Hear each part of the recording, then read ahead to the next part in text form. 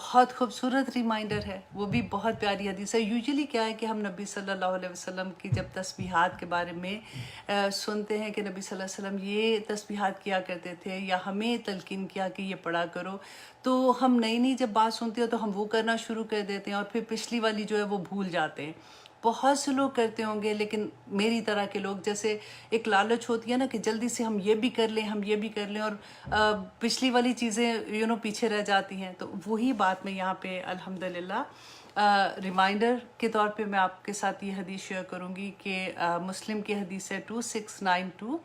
کہ حضرت ابو ہریرہ رضی اللہ عنہ روایت کرتے ہیں کہ رسول اللہ صلی اللہ علیہ وسلم نے فرمایا کہ جو شخص صبح اور شام 100 مرتبہ یہ کلمات کہتا ہے، اور وہ کلمات کیا؟ سبحان اللہ و بحمدہ، صبح 100 دفعہ اور رات کو 100 دفعہ، تو نبی صلی اللہ علیہ وسلم نے فرمایا کہ قیامت کے دن اس سے